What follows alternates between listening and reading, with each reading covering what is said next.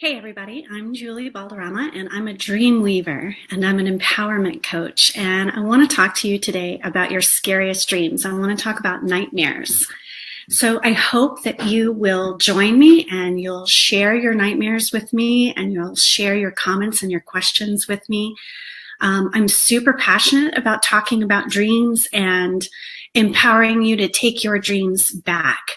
You don't need to go to a dream dictionary and you don't need someone else to tell you what your dreams mean. It can be super helpful to have a dream partner or a dream mentor or a dream sharing circle. But I really want to encourage you to make sure that you own your dreams and you do the work in your dreams to understand your dreams. Dream work is so beneficial. It's been one of the most transformational tools that I've experienced in my life. Now, that being said, I have other tools in my backpack which I know complement my dream work, for instance, Qigong and meditation. And I know that that complements my ability to engage with my dreams. But for me, dream work and dream weaving, which is a process that I am developing or I've developed, has been one of those things that has really just like catapulted my own understanding of my inner landscape. And so what happens when we have an understanding or a better understanding of our inner landscape? Well, you know, in our subconscious, and that's what I'm talking about with an inner landscape, our subconscious, that's where we hold all of our limiting beliefs. That's where we hold our traumas from childhood, where we've developed certain strategies for being able to survive in the world. And, you know, those strategies, they don't work as well when we get older. In fact, we want to really invite them to mature into different strategies that work a little bit better. But not knowing what those strategies are can be one of the things that keeps us from asking them to mature. And our dreams are a really wonderful way to discover what those parts of ourselves or what those strategies are. There's a lot of different ways to talk about this. Some people talk about parts of ourselves. And, you know, you're probably familiar with this when you talk about inner child or inner victim. Hey, Lena, welcome. Lena has some lucid dreaming tea. And Lena, please feel free to drop any link into the comments with your to find the, hey, how are you? To find the lucid dreaming tea.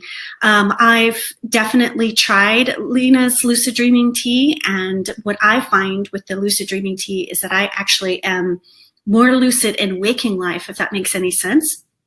So it's really easy, a lot easier for me to be focused in my waking life and to it's almost as if I am aware that everything around me is an illusion and that I can be the creator of my own story. So I'm not really sure how else to put that.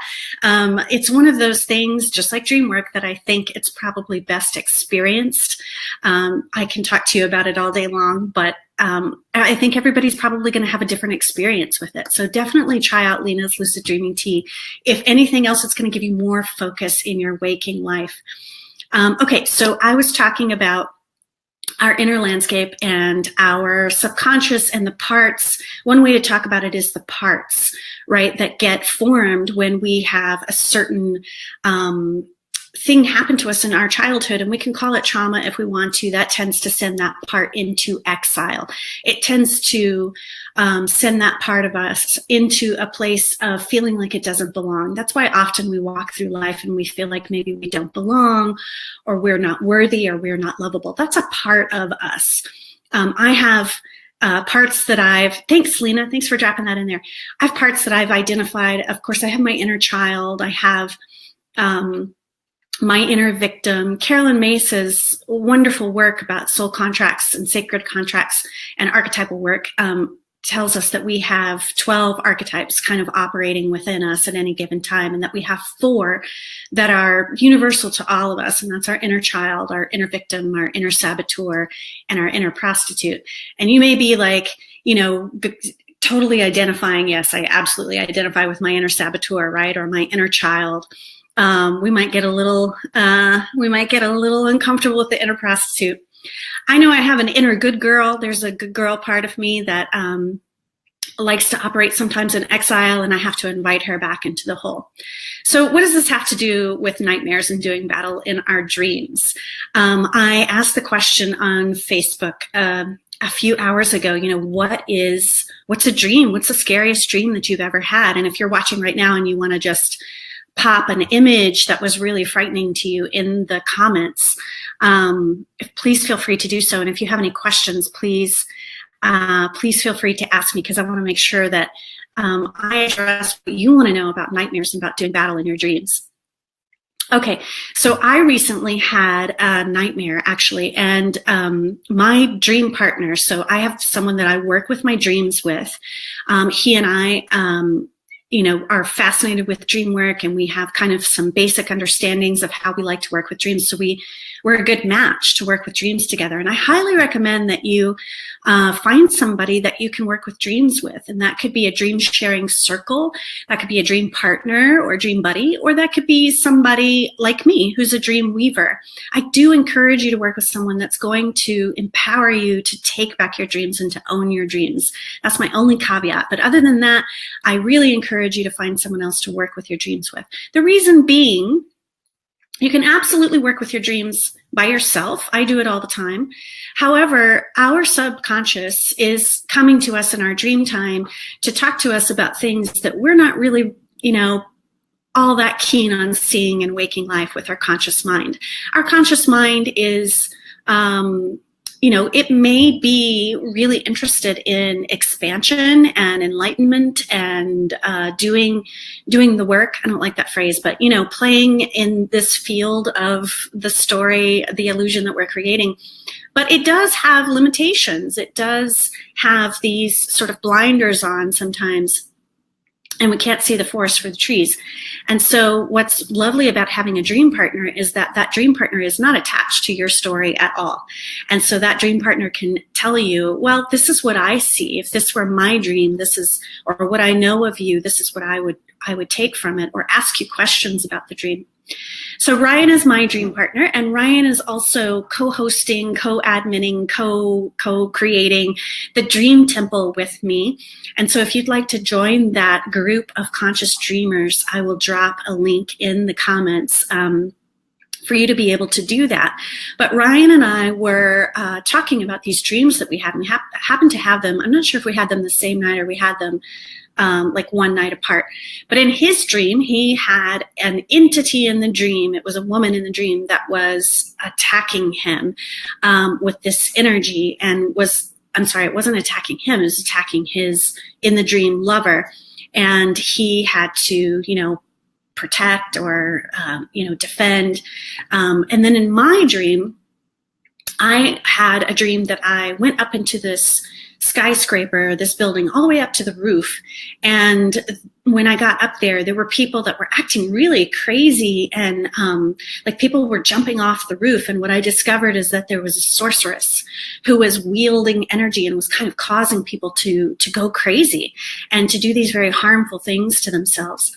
I see that I have some people watching, and I'm feeling the love. Thank you so much for all the heart bubbles and the like bubbles. It feels so good. Hi, Jaime. Hi, Catherine. Hi, Lena. How are you? Thank you guys so much. If you're watching and I didn't say hi to you, it's because I don't know you're here. So give me a like, or give me a heart, or give me a frowny face if you want to, or leave a comment.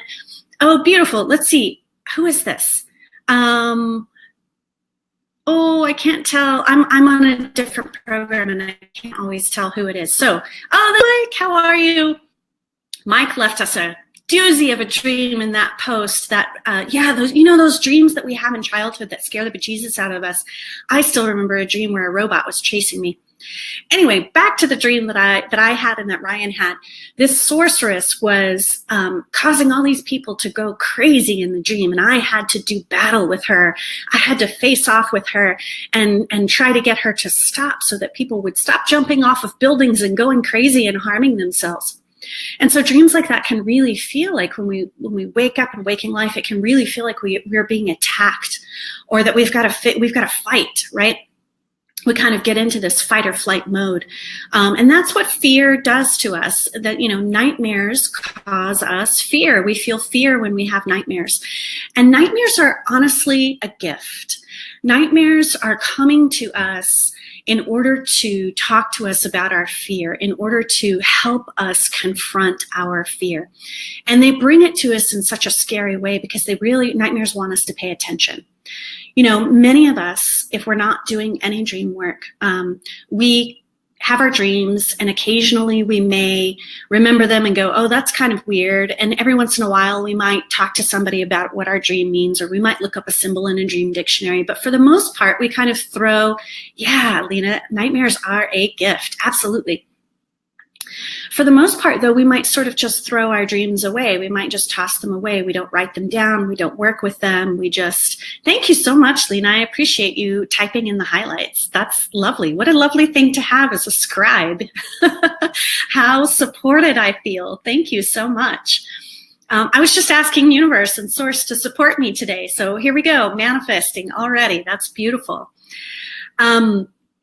Yeah, so our nightmares are a gift, and they're bringing us this gift in a fearful package because they want us to pay attention. And fear is a great way to get us to pay attention. I don't know if you've seen the movie Inside Out or not, but it's a children's movie. It's an animated movie, and it has a scene in there where these parts of this little girl are trying to get her to wake up from a dream. And the one part named Joy is trying to get her to wake up from the dream by using puppies and parties and fun things. And this other part of her, Sadness, is saying, no, that's not going to get her to wake up. We have to give her a nightmare. And so they kind of discuss about the merits of doing, but it is the nightmare that ends up waking up the child. So that is what the nightmares bring us, and they bring it to us in fear because they're really wanting us to pay attention to this. Now, I know nightmares can feel scary, and I know a lot of people can feel as if they're being attacked in a nightmare and can feel like they really have to protect themselves, or they have to do battle, or there's some kind of negative entity or evil entity that's coming to them in their nightmare, and they want to avoid it. And so even through lucid dreaming processes, sometimes the tendency for nightmares and nightmare images can be to eliminate them, to put protective shields around yourself or to eliminate them. And I'm going to just say up front, you know, this is my opinion and this is how I work with nightmares. And I want to always, always, always empower you to do what you think is best. So this is just an option for you. If you feel like in your nightmare that protecting yourself is the best way to go, I'm not taking that away from you by any stretch. But I'm offering you another possible path forward. So in my dream, and again, I'm going to talk about my dream because I get to own that dream, and also it helps us understand that we get to make decisions about our dreams, right? We get to make our own decisions about our dreams. So in my dream, I woke up and I felt like, oh wow, what is this force in my life that I've got to do battle with? And I really spent, I mean, my eyebrows, can you see that? It got furrowed, and I got that little crease in my forehead there because I was thinking about, you know, what do I have to do? What battle do I have to do? What do I have to confront? And it just felt heavy, and it felt overwhelming. And honestly, I got a little bit anxious about it. Have you ever had that feeling from a nightmare? Where you were trying to figure out what it meant, and it really just felt like a struggle and like a battle? Or have you ever had that feeling in waking life? Something is coming up for you, whether it is, you know, something around, it's typically around money, or it's around health, or it's around our relationships, or figuring something out. Yeah, Lena says yes, she's totally with me on this. In waking life, we've had these moments where we felt like we were doing battle. Oh, last night, you had a dream last night. Joanna, I would love to know more about that. Thank you for commenting. So what I found for me, this is what works for me. When I get into that place where I feel like I'm locked in battle, or I feel like I have to figure something out, or I feel like I'm really fighting against something, one thing that I like to do is to turn it around. So one of the approaches that I take to dream work is to see all of the characters and situations in the dream as an aspect of myself. So what if this sorceress in the dream that is wielding this energy and is causing people to go crazy and is having people jump off rooftops and harm each other? What if this is an aspect of me that's wanting some attention? And what if I approach this aspect of myself with love and understanding and acceptance and a true desire to hear her needs, to hear her wants, and to hear her desires? What does that do for that situation? Well, for me, the first thing it does, I mean, you can even see my body language, right? You can see my shoulders soften. You can hear it in my voice. Everything starts to soften. So automatically now, instead of the disconnect that I feel between myself and the sorceress, now I'm connected. Now I'm connected with my sorceress. Now I'm connected with that symbol in my dream that I felt like I was fighting against. And we can take this into waking life too. I told you that I'm a dream weaver. So what that means for me, there's two things that it means. Number one, it means that I apply what's going on in dream time in waking life. And I apply what's going on in waking life in my dream time. And the second thing that it means is that I use the tools that I already have for understanding my inner landscape, apply it to my dream work. So that's what I've done here. I've said, running away and protecting yourself from a huge hurricane. Ooh, a girl I don't like was with me and I was trying to barricade us and get prepared and she didn't care. I woke up exhausted. Yeah, it sounds exhausting.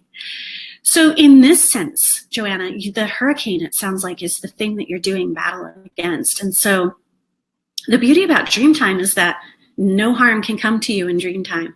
So you can experiment with going into a visualization, and we'll do this here in a little bit. I'm going to lead you through a visualization, but you can experiment with, in waking life, going into a visualization and surrendering to the hurricane. What would happen?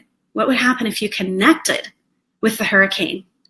If you connected with this girl that doesn't like you? If you said, what aspect of me is represented here in the hurricane? What aspect of me is represented here? Yeah, no harm can come to you in dream time. And if you want to set that intention and remember that, you can absolutely do that when you go to bed. No harm will come to you in dream time. Okay, so you can do a little bit of digging right now, Joanna, if you want to. What's a part of you that feels a little bit like a hurricane? So when I think about hurricane, I think about spinning. And I think about, for me, because I've had a lot of water dreams. I've had a lot of dreams where there's an immense amount of water and it feels really overwhelming to me. And I almost feel like sometimes I'm going to drown, which is sometimes I have. You just had a big aha. I love the big ahas. That's how we know we had truth. Absolutely. This is so fun. If you're willing to share it with us, please do. And I understand that dreams are very personal. And so if you'd prefer not to, I completely get that too. Remember, we have the Dream Temple, which is a closed group, and it's a safe space to be able to explore this stuff too. So if that feels a little bit safer for you, I'm going to drop that link into the comments. So for me, I had to say to myself, what is the sorceress part of myself, right? I work a lot with the tarot cards. And so for me, the skyscraper was an image of the tower. I don't know if you guys work with tarot cards or not, but it was the image of the tower for me. And so that particular card, the tower, and if anyone wants to drop a link of that tarot card in the comments, I'll drop one later so you can see. You've seen before with Kalima, she was in a hurricane and told me I had the power to stop at any time. Yeah, it's that chaos, right? And Kalima is absolutely about chaos, and it can feel really like a battle and like a struggle. But she's honestly there to help us, right? And the fear comes in, I think, and Sama Morningstar posted something in the post earlier when I was asking about your dreams and your nightmares, about the fear of losing ourselves or destroying ourselves or dying, right? Because the truth is that when we begin to integrate these parts of ourselves back into the whole, there are certain stories that are going to have to be destroyed in order for that to happen. You get to choose, absolutely. And so these stories are really invested in staying alive. And it can feel a little bit like we're drowning, or a little bit like we're dying, or a little bit like we're doing battle when these stories are being confronted with our true self, with our true powerful self. So the hurricane is powerful, right? And this sorceress is powerful. So this powerful part of myself, what would happen if I connected with her? The image of the tower in the tarot has this tower, this structure that's, solid, like a really solid tower. It's made out of stone, but it's being destroyed. So that tower card in the tarot talks to us about these structures that we've created in our lives, these beliefs that we've created in our lives, these stories that we tell ourselves over and over again being destroyed. And it can feel really chaotic. And it can feel like these forces are working against us. And the more we fight against them, I found in my experience, the more we fight against them, the harder it is. The more it feels like we're doing battle or like we're up against someone who's against us. But if we can soften a little bit and we can look for the connection, suddenly we start to see that very powerful part of ourselves. And we can embrace that very powerful part of ourselves. And we can ask ourselves, what am I willing to destroy in order to step into my power? What story am I willing to destroy to step into my power? And you get to choose. You absolutely get to choose. For sure. All right, so let me know if this is making sense for you. You can give me hearts, you can give me likes, you can give comments, but let me know if it's making sense to you. I just want to check in and see if the words that I'm choosing and the words that I'm using are landing for you, because I think this is super important, and it's a really wonderful way to transform our relationship with. It's a really wonderful way. Thank you, Lena, for being the scribe. Really wonderful way to transform our relationship with our nightmares, because they're super powerful gifts. And you can even go back to some of your child time nightmares and do this practice, or any nightmares from the past. They don't have to be current nightmares. Your dreams are so full of layers and so full of opportunities. Oh, good. I'm so glad this is resonating with you, Joanna. Oh, yay. This is wonderful. So happy to hear that. Please leave any questions that you have. Okay, so we've talked about working with fear. We've talked about working with these parts of ourselves and embracing these parts of ourselves. Now let's do a little bit of dream weaving. Is there somebody in your life or a situation in your waking life that you feel like you're doing battle with, that you feel like you're against? And how can you see that reflection back and welcome it back in? How can you soften and connect? The girl used to take away your power too. Okay, this is important, Joanna. I want to invite you to take your responsibility back with that, right? The girl used to take away my power. What else could we say about that phrase? How else could we phrase that where you are taking your power back already? I want to invite you to reframe that just a little bit. I totally understand you, right? But I want to invite you to step out of that victim space and to take your power back. So what could you say? What happened? What's that relationship there? I would love to hear a reframe of that. And if you need a little help, I'm totally willing to help you. Totally willing to help you. I'll tell you, curiosity is a wonderful way to get out of the victim space. You gave your power away. Yay! Yeah, and when we give our power away, we automatically start taking it back, right? Once we recognize that we're giving our power away, we're outsourcing our power, we automatically begin to take it back. That's the first step to taking it back. Everybody give Joanna a round of applause. Yay! She's stepping into her power already. That's fantastic. That's so amazing. Now we get to see this relationship with this woman. Curiosity is absolutely the way to get out of the victim space. So this relationship that you have with this woman in waking life, you outsourced your power for a particular reason. And so now we want to know why. Why did you outsource your power? What power were you too scared to occupy that you decided to give it away to her instead for safekeeping, right? Oh, tears. Oh, I hate to say that I love making people cry, but I do love making people cry because it's a release. It's when we hit on truth and we can finally release that story of I'm giving my power away, I'm a victim, right? Yummy, yummy, yummy, yummy.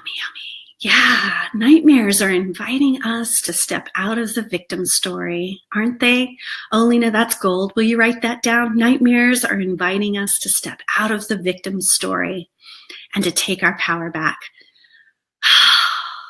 Let's just all breathe that in right now. Yeah? Doesn't that feel good? Yeah, so no longer, oh, yay, laughing tears are the best. Yay. No longer am I doing battle with this part of myself, right? It's this battle of step into your power. No, I don't want to step into my power. I'm afraid. Yeah, nightmares are inviting us to step out of the victim space. Yeah, and to take our power back. Lovely.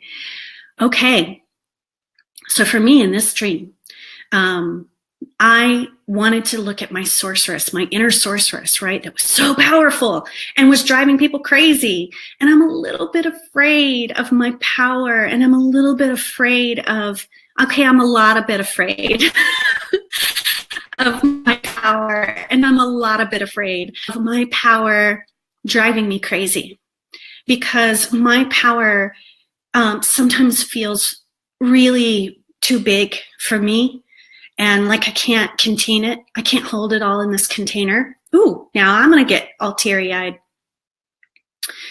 And so my power can feel a little bit like there's parts of me that are kind of jumping off the roof, right? And the parts of me that are jumping off the roof are the parts of me that are afraid, that have this old story that stepping into my power is gonna bring me unwanted attention. It's gonna bring me people who are gonna try to tear me down, who are going to try to correct me, right? And that's the price of stepping into your power, is that you've got to confront those parts of yourself that are telling you, in the past when you tried to step into your power, remember that time when that one girl said this, or when your parents said that, or when your sister said you're a fraud? Remember all those times? Those are the reasons why you shouldn't step into your power, right? And so my dream is inviting me to say, how about if those parts of us just jump off the roof already, right? Yeah, on the ledge a lot, and that can feel really overwhelming. And so there's this dance that we want to do. We absolutely want to do the dance. We want to do the and, right? I'm such a believer in the power of and, the sacred and, A&D. Instead of thinking like we're in this battle of either or, either I step into my power or I feel safe. I want to step into my power and I want to feel safe. I want both. I want to explore how I can have both. And so for me, this is for me, part of stepping into my power and feeling safe means sacred ands. Absolutely, I love them. Part of stepping into my power and feeling safe means for me that I have an exquisite self-care routine that I am shamelessly holding boundaries around. I do not give that self-care routine for anyone, anything. Shamelessly holding boundaries around that. The way that I feel safe and step into my power is that I surround myself with other people who are invested in me stepping into my power and holding me in a safe container. I have people around me. I have Ryan, who's my dream buddy. I have the people in the Dream Temple. I have the people in the Creative Intersection Collection, which is what the group that Lena runs. I have Jaime. I have Lena. I have Mike. I have all of these friends that are rooting for me, who are here with me on the live. And, I've got lots and lots of people in the Creators Portal, which is another creative mastermind group that I'm a part of. I've got lots of people that are in my sphere that I've purposely cultivated to hold a safe container for me. So those are the things that help me step into my power and feel safe. And I work with my dreams, because my dreams are coming to tell me all of these really wonderful little nuggets of wisdom of how to feel safe and step into my power. And I'd love to hear, I would love to hear what your processes and practices for being able to step into your power and feel safe. Lena says, I want both. I want to explore stepping into my power and feeling safe. Yeah, don't we all, right? And too often we can feel like we have to choose. And so our dreams come to us, our nightmares come to us and invite us to welcome back that part of ourselves. So let's go into a little bit of a visualization, because I wanted to do that with you today. I wanted to go into this visualization that you can do. Remember, in waking life, we can apply these same tools that we do in dream time to waking life, and we can apply the same tools in waking life to dream time. And that is, for me, what dream weaving is all about. And we can do this with our waking life battles as well. If there's a circumstance, or there's a person that you feel like you're doing battle with, you can do the same process with them. So if you want to get comfy, you don't need to be able to watch, you just need to be able to hear. So get into a comfy spot. I think that it's probably more powerful if your spine is aligned, but whatever you're comfortable with and wherever you are is fine right now too. If you're in a place where you can close your eyes, awesome. If you're driving, or I hope you're not watching a Facebook Live while you're driving, but maybe you're listening to it or something in a place where you can't close your eyes, and that's okay too. But just get present. If you can close your eyes, it's even better. And then let's come into the present moment. And the way that I like to come into the present moment is by focusing on my breath. Now, a lot of us, when we breathe, we have a tendency to breathe shallowly, just to breathe into the chest. So if you can just drop that breath down a little bit down into the belly, that can move you into the parasympathetic nervous system. And that's where the gold is. That's where the healing happens. And that's where we can visualize and we can start to switch up these neural pathways. Yeah, get present. Okay, so a few more breaths just to get you present. Now, there's no right or wrong to this particular visualization. It may work for you. It may not work for you right now. You can always come back to it. So try to let go of any ideas of right and wrong doing this, that you get it or don't get it, or any of those stories that come up about that. And just allow yourself to surrender. Just surrender to the journey. And so for this particular visualization, if you want to go ahead and pick an image, it can be an image from one of your dreams, from one of your nightmares, or it can be an image in waking life. And it is this image that you're doing battle with, or that you're afraid of. I'm creating a dream journal for people to be able to record their dreams. And on the front of it, I have a bear, a big bear that's like attacking, right? It's kind of a symbol for that frightening image in your dream, that when you make friends with it, you realize just how powerful you are. So whatever your image is, just hold it in your mind. And notice how you feel in your body as you're holding that image in your mind. Notice what shows up for you. You may have already softened with the image based on what we've been talking about, but maybe not. Maybe you're still feeling that activation in the body.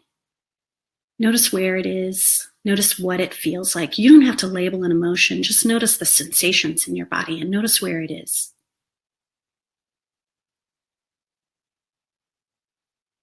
And keep focusing on your breath, especially if you start to notice that your thoughts are drifting elsewhere. Come back to the breath. It's totally normal for your thoughts to go elsewhere. Completely normal. Let yourself off the hook for that. And then, absolutely, Joanna, thank you. And then, now, actively start to soften. Start to seek for connection, heart connection between you and this image, as much as it feels safe for you to do it. And if you want to call in guides or plant medicine or animal medicine or gemstone medicine, or your the friends and the container that you've cultivated to help you feel safe, you can do that energetically. Like you can imagine all these people that have your back, right? Have your back and you're safe. You're in a safe space. And so it's safe. It's safe to soften. And it's safe to get curious. And just allow yourself right now with this image in front of you to get curious. Get curious about the opening for connection with this image. What's the opening for connection with this image? Keep breathing. Keep breathing. Yeah, you're doing great. You're doing so great. And so for you, in this particular visualization, you might have an idea that comes to you, or you might just feel something different in your body. Keep working with it. You might want to journal when we're done here. I like to invite my image to sit down to tea.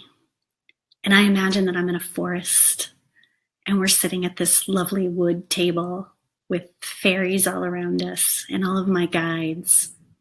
And we're just having a conversation. And we're trying to understand each other. And we're both being curious about connection. Where's the opening for connection? So now you have this really beautiful tool. I'm going to go ahead and ask you to come back. Of course, you can listen to this recording again. You can go on this journey by yourself. You have this really beautiful tool now to engage with your curiosity, to engage with your symbol, either a person or a situation or a thing, and to get curious, to step out of that victim space and to take your power back. Beautiful. So come on back with me, if that feels okay to you, and do a little bit of journaling. And I'd love, love, love if you did a little bit of journaling, or maybe you want to just talk out loud, or maybe you want to dance, or you want to paint, or however you interact with these types of journeys. And it would be beautiful if you come back and leave a comment and tell us what that experience was like for you. Or if you draw something or you write a poem or something like that, if you shared it with us in the comments, that would be lovely. Thank you so much. Yeah. I hope this was helpful for everybody. I'm going to drop the link for the Dream Temple in the comments, and I invite all of you to come and join us in there. We're going to have, we're just getting started. We're just building it. Next week, I'm going to have a free workshop, Take Back Your Dreams, how to start working with your dreams. And you can come onto that workshop and you can get some tips for quick start work with your dreams. It's completely free. And then in the Dream Temple, we're going to start a 7-day challenge of working with our dreams. And so you'll get more information. And I'll be on Facebook again too, but you'll get more information at that workshop that's happening. That's on Wednesday. Next Wednesday, March 14th at 6 p.m. Central Time. So I invite you to all attend that. There are many ways to work with me too. If you want to work with me in a dream weaving session, or even in longer packages, 6 months to a year, where we can track your dreams and we can really help you step into your power, help you upgrade and up-level your inner feminine and inner masculine, and to get them working together so that you can really come into a super powerful and safe space. There's lots of different ways to work with me. So you can private message me. You can leave a comment in here and I'll come back and reach out to you. Thank you so much, Lena. And thank you, Mike. I am so glad that you joined. I'm so thrilled that you got to see this part of me. Mike and I have known each other since 4th grade. So it's fun for me to get to show this part of myself to you. Thank you so much for holding space. And I definitely consider you part of my safe container. Thank you for being here. Thank you, everybody, for watching and for being here and holding space. It was my pleasure to walk through these nightmare images with you. I'm super happy to answer any questions if you've got specific symbols that you want a little direction on. But I do encourage you to take back your dreams and to own your dreams and the meanings in your dreams. Beautiful. All right. Until next time, everybody. If you have any questions too, I'm happy to do more Facebook Lives. I'm wanting to do more Facebook Lives, so send your questions, please. And until next time, sweet dreams. Bye-bye.